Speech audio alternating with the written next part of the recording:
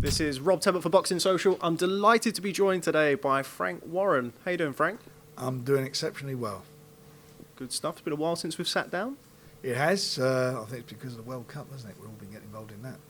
Been enjoying it? Very much so. You've seen your fair share of World Cups in your time, haven't you, Frank? I see the very first one. No, I didn't. Not at all. This is completely first take. So, talk to me about the show this weekend. Great show in Belfast where we saw Michael Conlon make his homecoming, first fight in almost 8 years in his hometown. We did. I thought Michael done extremely well. Obviously, it was a big occasion for him, and he was in with a very, very good opponent, and that got some rounds under his belt. So, job done, and he can obviously move on. He'll go back to the States, move on, and fight some more over there, and hopefully we can get him back again soon. Talk to me a little bit about Michael's performance. Quite a step up in opponent, somebody who's boxed for the world title previously, got some rounds under his belt. Do you think there's still more sort of yardage, mileage in him? Yeah, he's got a lot more to learn yet. You know, obviously it was a step up. Was that about his 8th fight or 9th fight? A lot more to do. But that's about the learning process. I mean, he still is a pro. He's just a baby as a pro, so he's got a bit of a way to go yet. But he's in good hands with Top Rank, and I know that, and have a lot of respect from us to their promotional ability and the way they guide fighters, and I'm quite sure he's going to go on to big and better things. And the rest of the card saw a terrific tear-up between John O'Carroll and Declan Geraghty. Yeah. What did you make of that fight? Well, I thought it was a cracker for the fans. They all enjoyed it. I mean, it was pretty, pretty raw at times, but it was great. And obviously, he's got himself in the mix now of all these other guys. It's quite an exciting division. Quite a colourful character, John O'Carroll. I really enjoyed his post-fight interviews, promising world titles. Is that where you're looking next for him? Yeah, I mean, all good fighters want to fight for world titles. I'm quite sure down the road that will happen for him. He's well liked in Belfast. He obviously is a big ticket seller, so he ticks all those boxes, and it'd be a pleasure helping to deliver him a shot at the world title. But it's a great mix, isn't it? Domestically, all those guys at his weight. I think there's some really good fights there to be made. Another fight that was on the card, we saw Jack Catterall come through in a really terrific fight with Tyrone McKenna. What did you make of Jack Catterall's performance? I think Jack boxed really well. You know, he wasn't fazed about going to Belfast. He'd done what he had to do. And I think with Jack, I think the better the opponent he's got in front of him, the better you're going to get out of him. I think he's one of those fighters that needs to be in the danger zone. And when he's in there, I think he'll pull out all the stops. The fight we're working on is him against O'Hara Davis. That's the one we're working on. That's what we want to see happen. And I'm sure all the fans want to see that. Just while we're talking about Jack Catterall, Tyrone McKenna, a word on Tyrone McKenna. I mean, that was one of the grittiest, probably crowd-pleasing performances that I can remember. I mean, what was it like seeing somebody like that? I mean, he lost, but I think his stock went up, if anything. Well, listen, you know, it's how you lose, isn't it? And as you say, his stock did went up. Gritty, tough, and, you know, everybody probably took more notice of that, of the loser at times. I don't mean that being disrespectful, but sometimes to the winner. But he done extremely well for himself, and I'm sure we're going to see him in some more big fights again. Now in that division, obviously we've just seen a title change hands. Terry Flanagan dropped the title to Maurice Hooker. Is that a potential avenue for either Jack Catterall or O'Hara Davis? Obviously we don't know quite yet what Maurice Hooker is going to be doing with regards to the World Boxing Super Series. Is that a fight that you're looking at for either one of those guys? Well, I've spoken to Dino Dubois, who looks at from Rock Nation, who handles has the promotional rights and handles Hooker. They've not made their mind up yet. Of course, it make either one of those guys. But if we can't make it, if he goes in that tournament, then Jack and O'Hara are there. They're going to have to fight, and it makes a lot of sense if that is the case, that they fight each other and get themselves into the position to be the mandatory to him. We've just touched upon the World Boxing Super Series. They've obviously announced the super lightweights. As I've already mentioned, you've got O'Hara Davis, Jack Catterall, Terry Flanagan. Any possibility of those guys entering the tournament? Well, I don't know about Terry. I mean, he had 30 stitches from that last fight, some bad cuts in his head, and I don't know how long before he's going to be out. But yeah, I'm sure it's something that can be considered. Zolani Tete, on the other hand, is in the World Boxing Super Series. He enters a stacked bantamweight tournament. How sort of pleasing is it for you, for somebody who has struggled to get him fights, really, and now he's forced to face the best in the division, best in the world, back to back? For us, we've given him fights. What we haven't been able to give him is the fights that he needs, the fights he wants, because he's been very much avoiding. Now nobody's going to be avoiding him. Those fights will happen, and that is quite a sexy division in that tournament. I think that's probably about the best division in the tournament, and I'm looking forward to those fights, and hopefully Zolani, and I believe in Zolani, hopefully he'll come through to be the best out of the bunch. Final word on the card this past weekend. Some talk, some of it in jest, many a true word said in jest, as you know, in this game. Carl Frampton versus Michael Conlon. That was sort of touched upon as a potential future fight. Anything to make of that, or is it very much they're at two different stages of their career? Well, they are obviously at different stages of their career, but never say never. You know, at the moment we got Carl's out. He's fighting on August the 18th. Done nearly 20,000 tickets there already. You know, and Tyson's on the bill, so that's going to be a great night. If he comes through that, the fight we'll be looking to try and make is him and Josh Warrington in a unification fight. That's where we want to be. That's where obviously makes a lot of sense for us. Having said that, down the road, you know, Michael's going to want that big fight, isn't he? And they don't come any bigger than those two guys. Win or lose, whether Carl beats Josh or Josh beats Carl, whatever happens, that again is a potential big fight sometime, maybe this time next year. How is Josh Warrington? Obviously, we've not seen him since he won the world title and that fantastic night in Leeds. You spoken to him recently? Excuse me. Yes, I met him a couple of weeks ago. He came down to meet us in London, and he's in great shape. He actually, when I say great shape, he looks like he can fight. He looks after himself well. He's still on a high, and he quite rightly so. I mean, he went into that fight, according to a lot of people, as a big underdog. Not for me at all. I fancied him from day one, and he went and done the job and beat Lee Selby in every single department. It was a fantastic win for him, a fantastic night for Leeds, and he absolutely deserved it. And, you know, he's such a nice guy to work with, and as I say, we're looking to make a big fight for him in the autumn. Where does that result leave your relationship with Lee Selby? As I understand it, was the third fight of a 3-fight deal. Made no secret in the build-up to the fight that you were pulling for Josh Warrington. Have you had any contact with Lee Selby since? No, I haven't. Lee Selby was all predicated making that fight. They insisted that we deliver him other fights moving forward, and obviously that's all fallen away. But our door's open. Our door's always open. With Carl Frampton, when he's facing Luke Jackson, I think by general consensus, everybody wants that Leo Santa Cruz fight. Everybody wants that for Carl. Is there any danger of him potentially overlooking somebody like Luke Jackson, who is fresh, he's got good amateur background, going into potential big fights with your Josh Warringtons, with your Santa Cruzes in the autumn or the new year? Well, I hope he doesn't do what James DeGale did with Truax, because we've seen that happen on many, many occasions with fighters. You know, he can't afford to overlook this guy. This guy's got a decent pedigree as an amateur. He's undefeated. So who knows what's going to be. He fancies the job. He's coming into Carl's backyard. Obviously, Carl's the favourite, but he can't afford to take his eye off the ball. But I don't think Carl's that type of fighter. I think Carl is quite, you know, focused and solid in that respect, that, you know, he knows what he's got to do, and he's obviously getting his dream.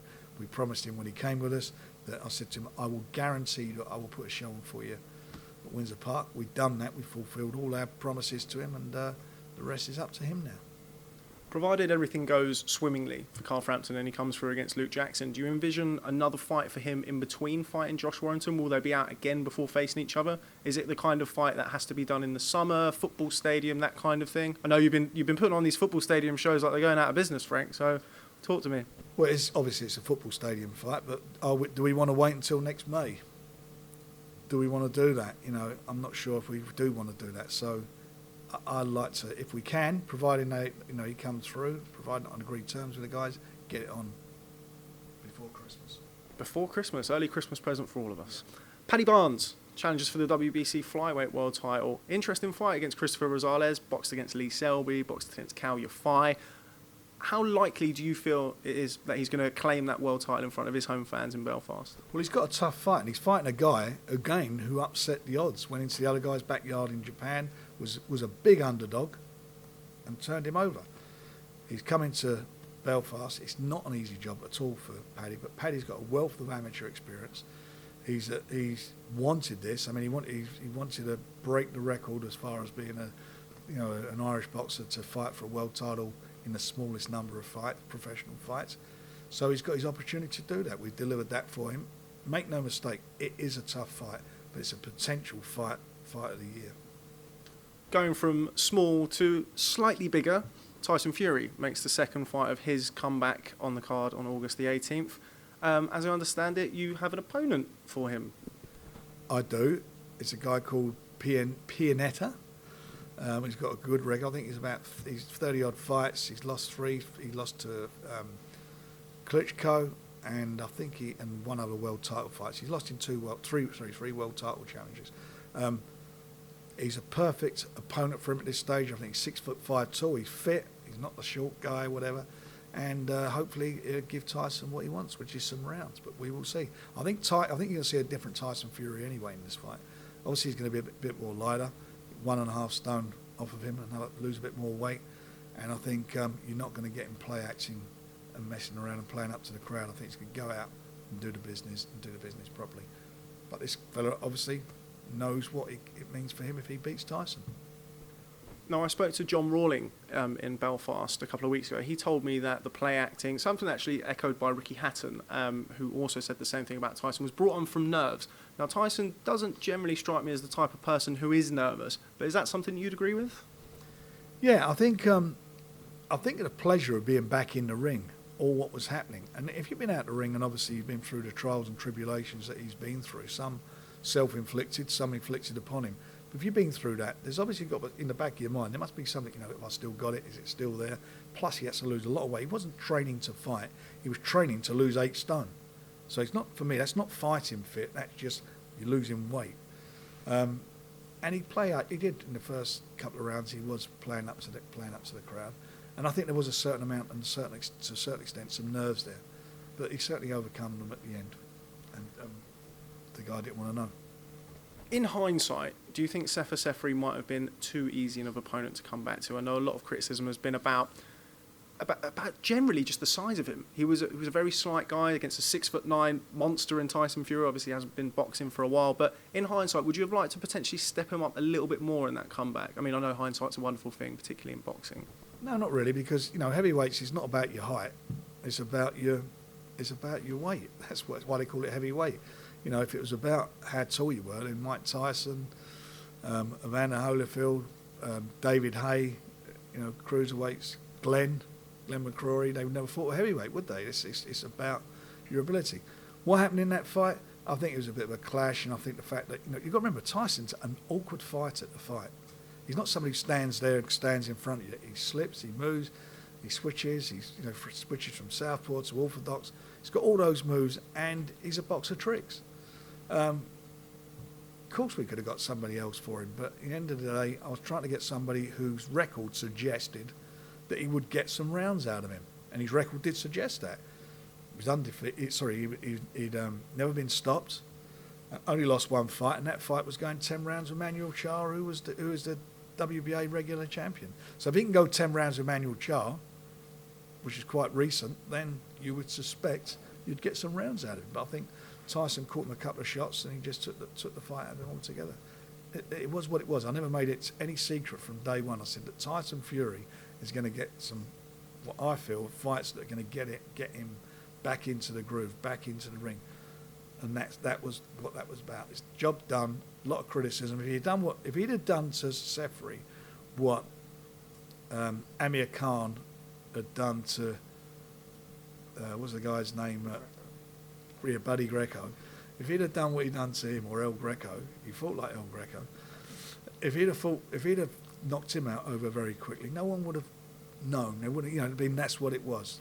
Don't tell me that El Greco was going to be a tough opponent for Amir Khan. It never was going to be the case. And I said when they made the match for Greco for Amir, I get that, I understand that. But Tyson come back from far more trials and tribulations than Amir did, and he did what he had to do. And we made that fight. And at the end of the day, that's down to me. The next one will be down to me. The guy he's fighting, and hopefully he'll come through that. I want to see him, match fit, get some rounds, hopefully stop him, and then on to the next one. By the end of the year, in what I would like to feel a meaningful fight. That's where we're at. He's not topping the bill. It's a special attraction on the Carl Frampton show. You've got 2 title fights on there, and he's the special attraction. Where is it going to be by year's end? Francesco Pianeta is quite a sizable step up from Sefer Seferi. I know the Manuel Charr fight, I think he's still got a fight for Frezuquendo. They're trying to work that out. I think that's quite messy. Trying to work out for about 4 years. Yeah. Age, aren't they? But is that going to be the target by year's end? I mean, I know Tony Bellew, I think as recently as yesterday, has also been calling for that fight. That's something that you've expressed an interest in the past? I have got an interest now. There's a great fight for the fans. Great fight for Tyson, and it's obviously a great fight for Tony Bellew. They all get well paid. I mean, what's to stop that happening down the road? I haven't got no problem with that fight. But, you know, at the end of the day, it's going to be down to Tyson what he wants to do, and want to take it fight by fight. Every day with Tyson, it's one day at a time. Training is one day at a time. Everything is one day at a time. That's the program he's on, and it's getting him to being match fit, that he's fighting fit, so he can go and fight one of these guys. And then if he gets back to 80% of what he was, 75% of what he was, he is a massive problem for all of them. They mention what could possibly stand in the way of Tyson Fury versus Tony Bellew. Seems like I'm forever repeating myself with this question to you and your significant other, shall we call him, Mr. Hearn. Is that an obstacle of making that fight? Not for me, it's not. You know, Tyson's got lots of options. I don't know how many options Tony Bellew's got. You know, how much money is he going to earn fighting Tyson Fury than he's going to earn fighting anybody else? Tyson will earn money whatever happens, whoever he fights. I don't know where Tony Bellew goes with that, but why should it be? It shouldn't be a problem at all to make that fight, if indeed both parties want to make it. Would it have to be on BT Sport? I think so. Why not? You know, that's be one of our stipulations, and that's it. That's the bit we've invested a lot of time and a lot of money in Tyson.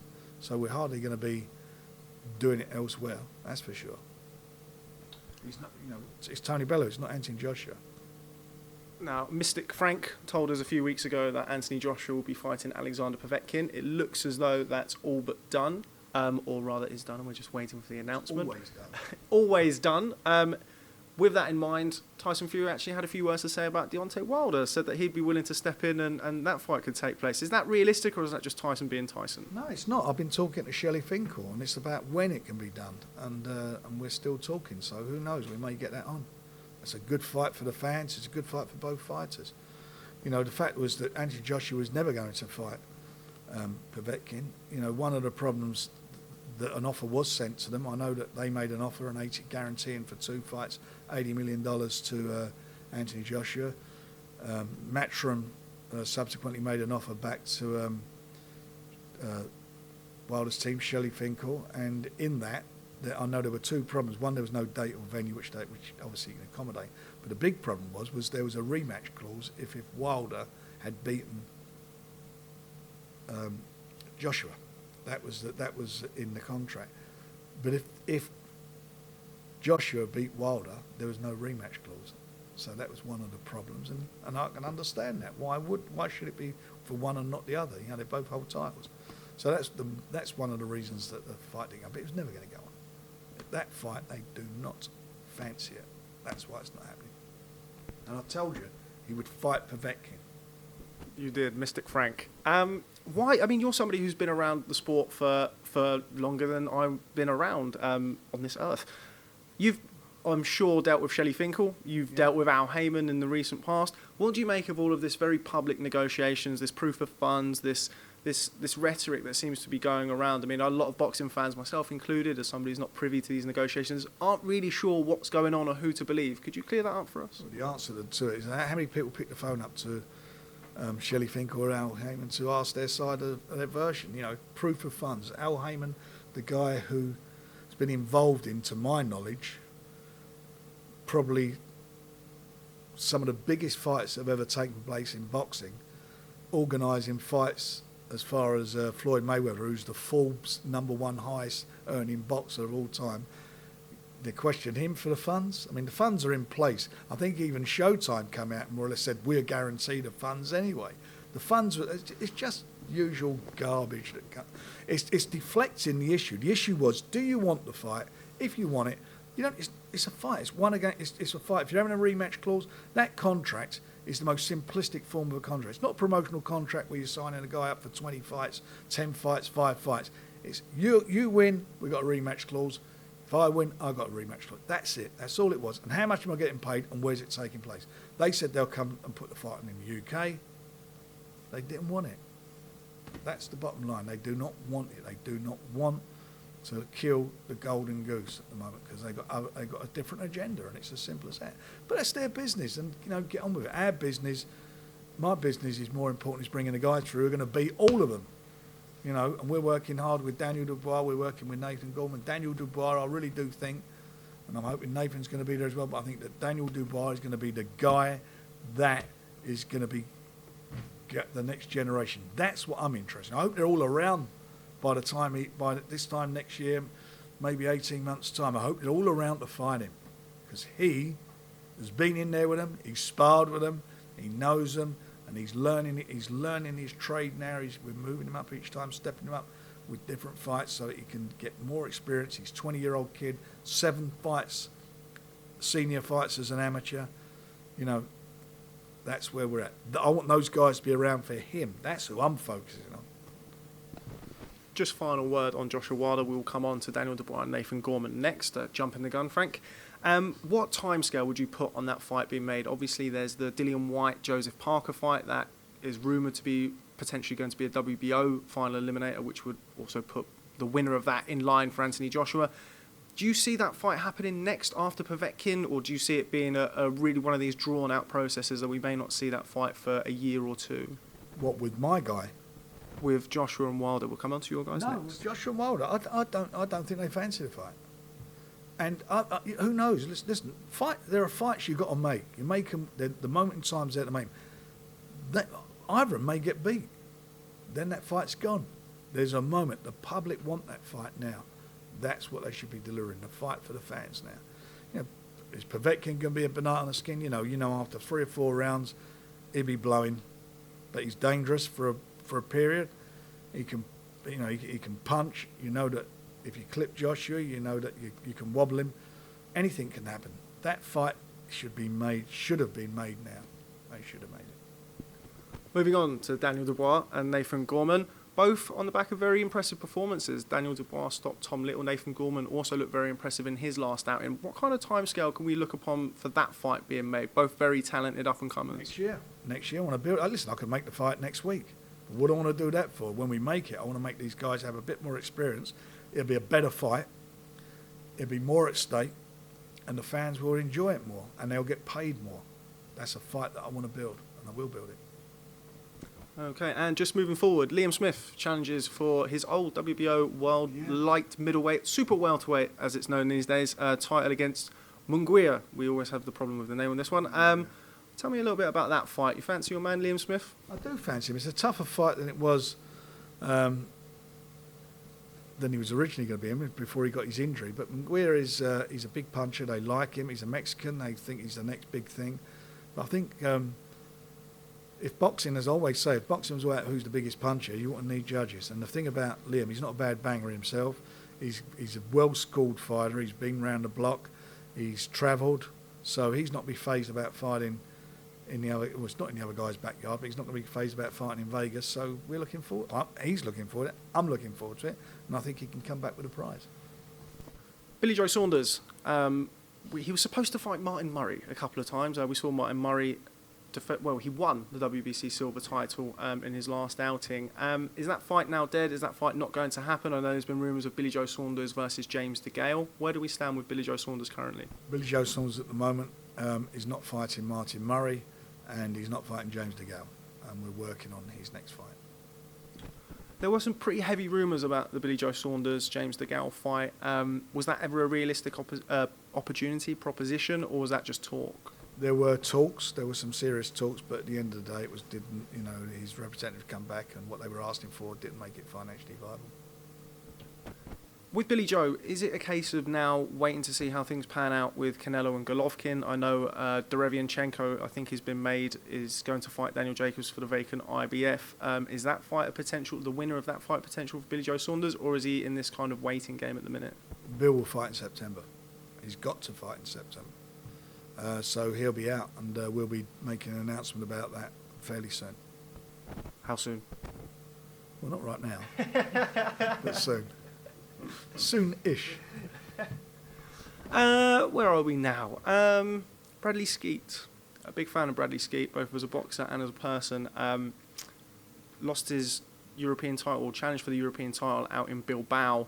When can we see Bradley Skeet return back into the ring? I'm hoping he'll be out sometime in the autumn. We're working on that, and he'll come back and defend his title. He's still got his British title, so sometime in the autumn. Has it been frustrating for you with a guy like Bradley Skeet? I mean, he's been in and around those WBO rankings for a long time. I know that the fight with Jeff Horn was very close a number of times. Jeff Horn subsequently lost his title to Terence Crawford. Is it sort of a sense of opportunity missed on the part of Bradley Skeet?